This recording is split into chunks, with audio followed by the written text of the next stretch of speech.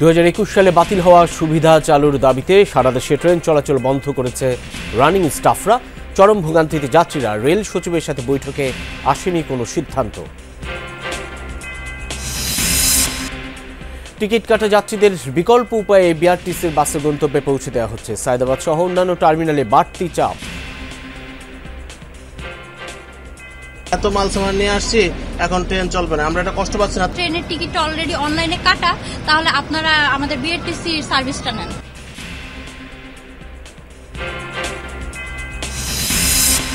সাত কলেজকে নিয়ে বিশ্ববিদ্যালয়ের মতো পৃথক কর্তৃপক্ষ গঠনের প্রক্রিয়া চলছে, জানালেন শিক্ষা উপদেষ্টা। নতুন মডেল দাঁড় করানোর চিন্তা।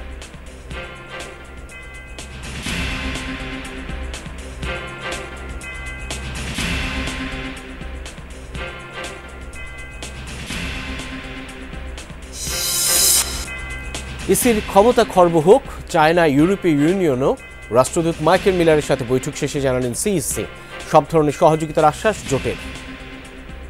মানের করতে বাংলাদেশকে সব ধরনের সহায়তা করবে ইউরোপীয় ইউনিয়ন।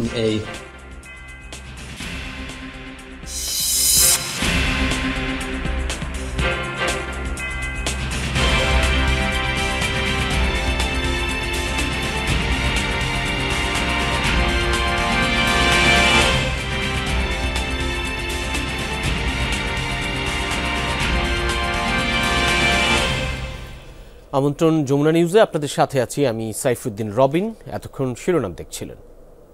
2021 সালের বন্ধ হওয়া সুবিধা পুনরায় চালুর দাবিতে সারা দেশে রেল যোগাযোগ বন্ধ। রানিং স্টাফদের কর্মবিরতির কারণে দেখা দিয়েছে অচল অবস্থা।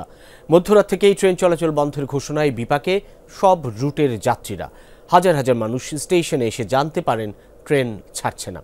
রেল উপদেষ্টা মোহাম্মদ ফাজুল কবির খান জানান, আন্দোলনকারীদের কিছু দাবি পূরণ করা হয়েছে, বাদবাকি দাবির বিষয়ে আলোচনা হতে পারে। নীলসাগর এক্সপ্রেসে মঙ্গলবার ভোরেই বাড়ির উদ্দেশ্যে রওনা দেওয়ার কথা আলী হোসেনের। সময় মতো স্টেশনেও পৌঁছান। প্ল্যাটফর্মে ট্রেন থাকলেও সেটি ছাড়েনি। রেলের রানিং স্টাফ নামে পরিচিত চালক, সহকারী চালক, টিটিদের কর্মবিরতির কারণে বন্ধ হয়ে গেছে ট্রেন চলাচল। বাড়িতে একটি ইমার্জেন্সি কাজ আছে, এই জন্য আর কি আমার যাওয়া। তো এরা যেহেতু এরা কর্মবিরতি দিবে, তাহলে এরা টিকিট বিক্রি করলো কেন? প্রশাসন কি করলো? এটা তো তাদের এর আগে তো এই ব্যবস্থা নেওয়া দরকার। আমার যে এখন কালকে চাকরিতে যেতে হবে, আমার ছোট ছোট বাচ্চা নিয়ে, এখন আমি কিভাবে যাব? আমাকে টিকিট দিল কেন? আর টিকিট যখন দিছেই তখন এটা আগে থেকে আমাদেরকে অ্যানাউন্স দেবে না? আমাদের টিকিট আছে, টিকিটে তো কাউন্টারে বলছে ফেরত দিতেছে না, কাউন্টারে তো কোনো লোক নেই। আমরা তো হয়রানির শিকার হচ্ছি।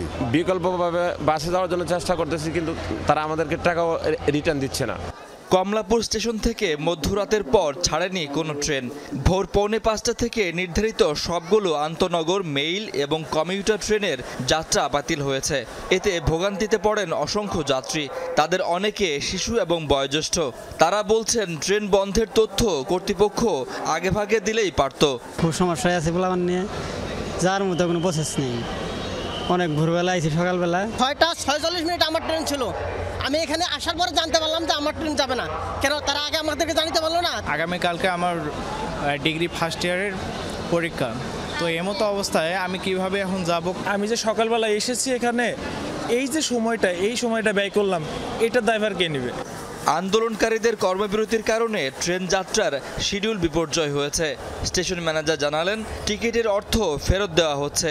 অনলাইনে টিকিট অনলাইনে এবং কাউন্টার টিকিট কাউন্টারে ফেরত দেওয়ার প্রসিডিউর। ট্রেনগুলো যাওয়ার বিষয়ে কোনো সিদ্ধান্ত না থাকায় আমরা টিকিটগুলো রিফান্ডের ব্যবস্থা নিচ্ছি। মূল বেতনের সঙ্গে অ্যালাউন্স যোগ করে পেনশন দেয়া এবং আনুতোষিক সুবিধা দেওয়ার দাবি করে আসছিলেন রানিং স্টাফরা। তবে 2021 সালের 3 নভেম্বর এই সুবিধা সীমিত করে অর্থ মন্ত্রণালয়। সমস্যার সমাধানে সোমবার কমলাপুরে আন্দোলনকারীদের সঙ্গে বৈঠক করেন রেল কর্মকর্তারা, কিন্তু এতেও কোনো সমঝোতা না হওয়ায় কর্মবিরতিতে চলে যায় রেলওয়ে রানিং স্টাফ ও শ্রমিক কর্মচারী ইউনিয়ন। আন্দোলনের মুখে ট্রেন চলাচল বন্ধ হওয়ার 10 ঘন্টা পর কমলাপুর স্টেশনে আসেন রেল উপদেষ্টা। এখানে যাত্রীদের তোপের মুখে পড়েন তিনি। এরকম একটা কাজ করলো আমরা এই মুন্সিগঞ্জ থেকে এত কষ্ট করে আসলাম ট্রেনে জার্নি করার জন্য। আমি বাসে জার্নি করতে কষ্ট হয়, এই জন্য আমরা ট্রেনে কমফোর্টেবল ভাবে জার্নি করতে চাই। আন্দোলনকারীদের সঙ্গে বসে দ্রুত সমস্যা সমাধানের আশ্বাস দেন উপদেষ্টা। ওনারা আসুন, আমরা গতকালকেও বলেছি আসুক, আলোচনা করুক, তারপরে আমরা এরপরে আবার দরকার হলে আবার আমরা অর্থ বিভাগে যাব।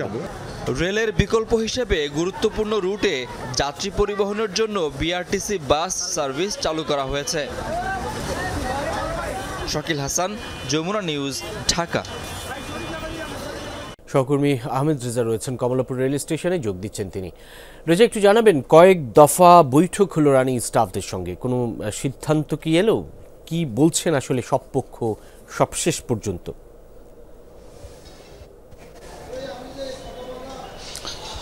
রবিন, এখন পর্যন্ত আসলে অগ্রগতি নেই, সেই অচল অবস্থা এখন পর্যন্ত বিরাজমান এবং সেই কারণে আসলে যাত্রী ভোগান্তিও এখনো যে চলমান অবস্থায় রয়েছে। ফলে এখানে 2 থেকে 3টি বিষয়ে এখানে নতুন কোনো ধরনের যে সবশেষ তথ্য সেটি নেই। অর্থাৎ এখানে যে রানিং স্টাফরা যে আন্দোলনটা করছেন তারাও আসলে এই মুহূর্তে গণমাধ্যমে এসে কাছাকাছি এসে কথা বলতে নারাজ। এবং একটু আগে আপনি জানছিলেন যে উপদেষ্টা, অর্থাৎ রেলওয়ে যে উপদেষ্টা, তিনি এসেছিলেন। তিনি এসে কিন্তু কমলাপুর রেল স্টেশনে এসে সেখানে যে কর্মকর্তা কর্মচারী রয়েছেন তাদের সাথেও তাদের তোপের মুখে অনেকটা পড়েন। তবে একটি তথ্য রয়েছে, যেটি হচ্ছে যে এখানকার যে রেলওয়ের যে এই রেলওয়ের অধিদপ্তরের যে মহাসচিব রয়েছেন তিনি আসলে দেশের বাইরে থাকার ফলে, সেটি মহাপরিচালক যিনি রয়েছেন তিনি আসলে দেশের বাইরে থাকার ফলে মূল যে কার্যক্রমটি সেটি এখনো সম্পন্ন করা যায়নি। ফলে সেখানে আরও বিস্তর আলোচনার সুযোগ রয়েছে বলে উপদেষ্টা একটু আগেই কিন্তু জানিয়েছিলেন গণমাধ্যমে, যে বলছিলেন মূলত এই যে সংকট নিরসনে সেটি বেশ কিছু অল্প কিছু দাবি দেওয়া মানা হয়েছে। আপনি জানেন 2021 সালের 3 নভেম্বরের পরে যে সুবিধাগুলো আসলে স্থিমিত অবস্থায় রয়েছে সেটি আসলে কীভাবে পুনঃভাবে চালু করা যায় সেটি নিয়ে আরও কথা বলার সুযোগ রয়েছে। তবে সেই কথা বলার ক্ষেত্রে তাদের জন্য একটু সময় প্রয়োজন। কিন্তু রেলওয়ে কর্মকর্তা কর্মচারীরা যারা রয়েছেন তারা এখন পর্যন্ত সেই সময় বেঁধে দেওয়ার ক্ষেত্রে অনেকটা নারাজ। তারা বলছেন যে যত দ্রুত সম্ভব তাদের এই দাবি দেওয়া মেনে না হলে এই যে কর্মসূচি রয়েছে সেটি অব্যাহতভাবে চালিয়ে যাবেন তারা। অনেক ধন্যবাদ সহকর্মী আহমেদ রেজা। কমলাপুরে আটকে পড়া রেল যাত্রীদের জন্য বিআরটিসির বাস চালু করেছে রেল কর্তৃপক্ষ। গুরুত্বপূর্ণ রুটগুলোই দেওয়া হয় এ সার্ভিস। কমলাপুর স্টেশনে ট্রেনের টিকিট কাটা যাত্রীরাই নিয়েছেন বিশেষ এই সেবা। দুর্ভোগ হলেও এই ব্যবস্থায় সন্তুষ্টি প্রকাশ করেছেন যাত্রীরা। ট্রেন বন্ধ থাকায় বাসে চেপে অনেক যাত্রী ফিরছেন গন্তব্যে, তাই সায়েদাবাদ বাস টার্মিনালে ছিল যাত্রী চাপ। কমলাপুর রেল স্টেশনের কম্পাউন্ডের মধ্যে সারিবদ্ধভাবে দাঁড়িয়ে বিআরটিসি বাস। ট্রেন চলাচল বন্ধ হয়ে যাওয়ায় বাসেই গন্তব্যের উদ্দেশ্যে রওনা দিয়েছেন অনেক যাত্রী। ট্রেনের টিকিট দেখিয়ে বিআরটিসি বাসের এই বিশেষ সুবিধা নিতে দেখা গেছে যাত্রীদের। কিছুটা দুর্ভোগ পোহাতে হলেও এই ব্যবস্থায় সন্তুষ্ট যাত্রীরা। সুবিধার জন্য তো কেটেছে যে যাব ট্রেনে করে, বাড়িতে সুবিধা হবে বলেই যাবে। হঠাৎ করে এরকম সমস্যা, বাচ্চারা প্রচন্ড কান্নাকাটি। আমাদের তো মেসেজ আগে দিতে হবে, এই যে দেখেন এত মাল সামান নিয়ে আসছি, এখন ট্রেন চলবে না, আমরা এটা কষ্ট পাচ্ছি না। তারপরেও যে আপনার বিআরটিসি সার্ভিস দিচ্ছেন, এই জন্য আলহামদুলিল্লাহ যে আমরা এটা দিতে পারতেছি। আসার পর বললো যে ট্রেন তো নেই, কিন্তু আমরা বিআরটিসি থেকে এই সুবিধাটা দিচ্ছি, তো আপনারা যারা ট্রেনের টিকিটটা অলরেডি অনলাইনে কাটা, তাহলে আপনারা আমাদের বিআরটিসির সার্ভিসটা নেন। আর যদিও অবশ্যই আমরা একটু ভোগান্তির সম্মুখীন হলাম, আমরা যেতে পারবো না ট্রেনে, এটা আমাদের আগে থেকে মেসেজ দেওয়া উচিত ছিল। মেসেজ দিলে এই ভোগান্তিটা অন্তত 100% না হলেও 50% লোকের কম হতো। শুধু কমলাপুর রেল স্টেশন না, বিমানবন্দর রেল স্টেশন থেকেও ছেড়ে যাচ্ছে এমন বাস। বিআরটিসি কর্তৃপক্ষ জানায় পর্যাপ্ত বাস রয়েছে। যাত্রী চাহিদার উপর ভিত্তি করে রুট ভিত্তিক একের পর এক বাস যুক্ত হচ্ছে। ওরা যেহেতু অনেকদিন ধরে আন্দোলন করতেছে, তাদের ন্যায্য অধিকারের কথা বললো, তো তাহলে হচ্ছে তাদের এটা অনেকদিন আগে বিবেচনা করা দরকার ছিল। আমাদের এখানে বাস আছে, যাত্রী চাহিদার ভিত্তিতে হচ্ছে আমরা বাসগুলো হচ্ছে ছাড়বো, এভাবেই হচ্ছে চলতেছে সকাল থেকে। হঠাৎ ট্রেন চলাচল বন্ধ থাকায় যাত্রী চাপ বাড়তে থাকে বাস টার্মিনালগুলোয়। সায়েদাবাদ টার্মিনালের স্টাফরা জানালেন ট্রেনের অনেক যাত্রী বেছে নিচ্ছেন বিকল্প পরিবহন। চট্টগ্রাম আর কক্সে যাত্রী আপনি ফুল পরিমাণ অনেক বেশি ছিল সায়েদাবাদে, তবে গাড়ির সংখ্যাটা একটু কম ছিল। সকালে মোটামুটি ভালো চাপ ছিল, আপনার 10টার পরে আবার নর্মাল হয়ে গেছে। উইথাউট ইনফরমেশন, কোনো বিনা নোটিশে বন্ধ করে দেওয়া মানে জাতির জনগণের ভুক্তভোগী, তো এটা কারো কাম্য এবং উচিত না। দুর্ভোগ হয় এমন কর্মসূচি না দিয়ে দাবি আদায়ে বিকল্প কিছু গ্রহণের পরামর্শ যাত্রীদের। রাব্বি সিদ্দিকী, যমুনা নিউজ, ঢাকা। নির্বাচন কমিশনের ক্ষমতা খর্ব হোক চায় না ইউরোপীয় ইউনিয়নও। সকালে জোটের রাষ্ট্রদূত মাইকেল মিলারের সাথে বৈঠক শেষে একথা জানান সিইসি এএমএম নাসির উদ্দিন। বলেন, দ্রুত নির্বাচনের পাশাপাশি সংস্কারকেও গুরুত্ব দিচ্ছেন তারা। অবাধ, সুষ্ঠু ও নিরপেক্ষ নির্বাচনে পর্যবেক্ষক পাঠানো সহ সব ধরনের সহযোগিতার আশ্বাস দিয়েছে ইইউ। চলতি বছরের ডিসেম্বর বা 2026 সালের প্রথমার্ধে ত্রয়োদশ নির্বাচনের সম্ভাব্য তারিখ ধরে বেশ জোরে সোরেই প্রস্তুতি নিচ্ছে ইসি। চলছে ভোটার তালিকা হালনাগাদের কাজ। দেশি বিদেশি প্রতিনিধিদের সাথেও বৈঠক করে পরামর্শ নিচ্ছে কমিশন। এরই ধারাবাহিকতায় সকালে প্রধান নির্বাচন কমিশনারের সাথে দেখা করেন ইউরোপীয় ইউনিয়নের রাষ্ট্রদূত মাইকেল মিলার। বৈঠক শেষে সিইসি জানান, একটি অবাধ, সুষ্ঠু ও নিরপেক্ষ নির্বাচন অনুষ্ঠানের আশ্বাস দেয়া হয়েছে ইইউকে।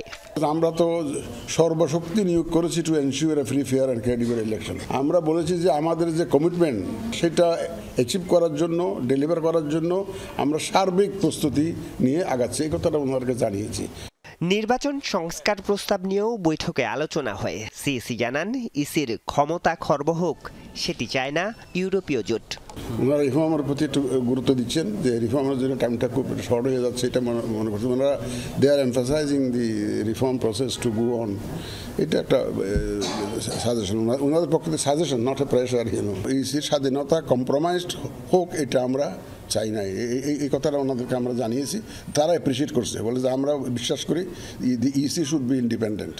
বাংলাদেশের পরবর্তী জাতীয় নির্বাচন আন্তর্জাতিক মানের করতে সহযোগিতার আশ্বাস দেন Michael Miller. I have come with a message of support for the reform ambitions of the interim government, for the holding of elections in a transparent manner in line with international standards, and also to ask the Chief Election Commissioner what the European Union can do to support him and Bangladesh at this extremely important moment.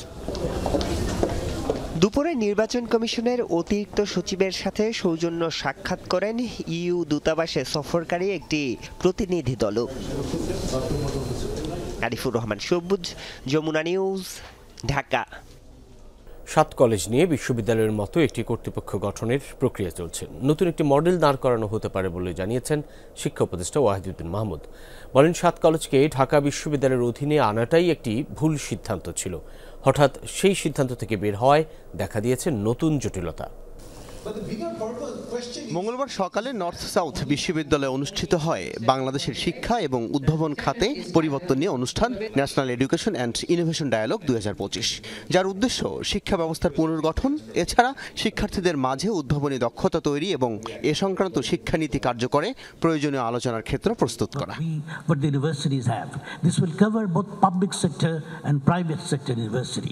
অনুষ্ঠানে শিক্ষাবিদ, নীতি নির্ধারক, উদ্যোক্তা ও ব্যবসায়ী প্রতিনিধিরা দেশের শিক্ষা এবং উদ্ভাবনের ভবিষ্যৎ নিয়ে কথা বলেন। But we cannot do it just because of the flexibility and also the barriers that government has imposed. উঠে আসে রাজধানীর সরকারি 7 কলেজ নিয়ে চলমান সংকটের প্রসঙ্গ। সব মিলিয়ে জটিল পরিস্থিতি তৈরি হয়েছে বলে জানান অনুষ্ঠানের প্রধান অতিথি। আমার মাথা ব্রেইন এখন হ্যাং করেছে, কাজেই এখন আমি ঠিক বুঝিয়ে বলতে পারবো না কোন জিনিসগুলো। পরে সাংবাদিকদের প্রশ্নের জবাবে শিক্ষা উপদেষ্টা অধ্যাপক ওয়াহিদুদ্দিন মাহমুদ বলেন, এই কলেজগুলো নিয়ে আলাদা বিশ্ববিদ্যালয় করা জটিল, কারণ উচ্চ মাধ্যমিকের শিক্ষার্থীরাও লেখাপড়া করে এখানে, আবার শিক্ষকরাও শিক্ষা ক্যাডারের। তাদেরকে এই বছর থেকেই আর ভর্তি করা হবে না, এটার জন্য আমি প্রস্তুত ছিলাম না। বিশ্ববিদ্যালয় হতে হলে সেটা সনদপ্রাপ্ত হতে হয়। সনদপ্রাপ্ত না হওয়ার আগে আগাম ভর্তির কোনো কিছু করা সম্পূর্ণ বেআইনি। শিক্ষা উপদেষ্টা জানান, 7 কলেজের বিষয়ে ঢাকা বিশ্ববিদ্যালয় যে সিদ্ধান্ত নিয়েছে সে ব্যাপারে তাকে অবগত করা হয়নি। এই শিক্ষাবর্ষ থেকেই শিক্ষার্থী ভর্তি বাতিল করে বাড়ানো হয়েছে জটিলতা। এখন সবাই মিলে সমাধান করতে হবে এই জটিল পরিস্থিতি। আল আমিন হক অহন, যমুনা নিউজ, ঢাকা। সাত কলেজ ইস্যুতে কোনো ধরনের নেতিবাচক কর্মসূচি দেবে না শিক্ষার্থীরা, চলবে ক্লাস ও পরীক্ষা। ঢাকা কলেজের অধ্যক্ষ অধ্যাপক AK ইলিয়াস এই তথ্য জানিয়েছেন। ছাত্র প্রতিনিধি এবং বিভিন্ন সংগঠনের সঙ্গে বৈঠক শেষে এই কথা বলেন তিনি। বলেন, আন্তঃযোগাযোগ বাড়ালে সমস্যা সমাধানে আরও এগিয়ে যাওয়া যাবে। এ সময় ঢাকা কলেজের ছাত্রনেতারা 24 ঘন্টার আলটিমেটাম প্রত্যাহার করেন। একই সাথে সংঘর্ষে পুলিশ ও শিক্ষার্থীদের উপর হামলাকারীদের শাস্তির দাবি জানান। এছাড়া সাত কলেজকে বিশ্ববিদ্যালয়ের রূপান্তর কমিটি থেকে ঢাকা বিশ্ববিদ্যালয়ের প্রভিসি ডক্টর মামুনকে অব্যাহতি দেওয়ার আহ্বান জানান শিক্ষার্থীরা।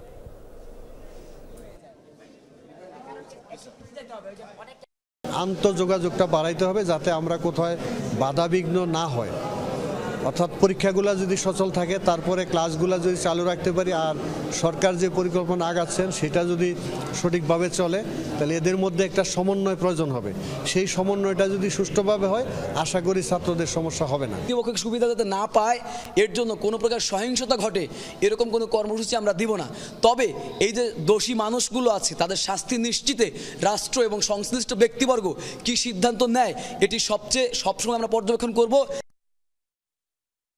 সাবেক প্রধানমন্ত্রী শেখ হাসিনাকে আইনি পদক্ষেপের মাধ্যমে দেশে ফেরাতে কাজ করছে দুদক। এছাড়া বেনামি প্রতিষ্ঠানের নামে 800 কোটি টাকা আত্মসাতের অভিযোগে এস আলমের ছেলে আহসানুল আলম, ভাই রাশিদুল আলম সহ 52 জনের বিরুদ্ধে দুদক মামলা করেছে বলে জানিয়েছেন কমিশনের মহাপরিচালক আক্তার হোসেন। মঙ্গলবার দুদক কার্যালয়ে সংবাদ সম্মেলনে মহাপরিচালক জানান, ভোলার সাবেক সংসদ সদস্য নুরুন্নবী চৌধুরীর 51 কোটি টাকা জ্ঞাত আয় বহির্ভূত সম্পদ অর্জন এবং 33টি ব্যাংক অ্যাকাউন্টে 208 কোটি টাকার অবৈধ লেনদেনের অভিযোগে মামলা করেছে দুর্নীতি দমন কমিশন। ওটিটি প্ল্যাটফর্ম, চলচ্চিত্র, টেলিভিশন চ্যানেলগুলো সংস্কৃতি বিষয়ক মন্ত্রণালয়ের অধীনে না থাকায় বিভিন্ন জটিলতা তৈরি হয়, এমনটা জানিয়েছেন সংস্কৃতি বিষয়ক উপদেষ্টা মোস্তফা সরোয়ার ফারুকী। মঙ্গলবার দুপুরে নর্থ সাউথ বিশ্ববিদ্যালয়ের এক অনুষ্ঠানে এই কথা বলেন তিনি। Film is not under my ministry. OTT is not under my ministry. Entertainment television channels are not under my ministry. কিন্তু এই তিনটা সেক্টরের লোকজন যদি ইনফরমেশন মিনিস্ট্রির পলিসির কারণে কাজ হারায়, ক্ষতিগ্রস্ত হয়, তখন এরা দুস্থ হয়ে গেলে এদেরকে সাহায্য করার দায়িত্ব আমার। You see the paradox I am dealing with. তবে আমরা আশা করি আমরা যাওয়ার আগে এরকম একটা পলিসি ক্যাবিনেটে পাশ করে যেতে পারবো, যেটা হয়তো পরের গভর্নমেন্ট এসে পার্লামেন্টে পাশ করতে হবে। 7 দফা দাবিতে অবস্থান কর্মসূচি পালন করছেন আহত ও শহীদ পরিবারের সদস্যরা। দুপুরে শাহবাগে জড়ো হন তারা। এ সময় তারা নানা অভিযোগ তুলে ধরেন। বলেন, আন্দোলনে আহত অনেকে এখনও সরকারের পক্ষ থেকে কোনো ধরনের আর্থিক সহায়তা পায়নি। এ সময় তারা 7 দফা দাবি তুলে ধরেন। বলেন, আন্দোলনে আহত নিহতদের বিষয়ে সরকারের যে কোনো আলোচনা এবং সিদ্ধান্ত গ্রহণে আহত ও নিহত পরিবারের সদস্যদের প্রতিনিধি হিসেবে রাখতে হবে। জুলাই গণঅভ্যুত্থানের রাষ্ট্রীয় স্বীকৃতি এবং শহীদদের স্মরণে দিবস ঘোষণা ও স্মৃতিস্তম্ভ স্থাপন করার দাবিও তোলেন তারা।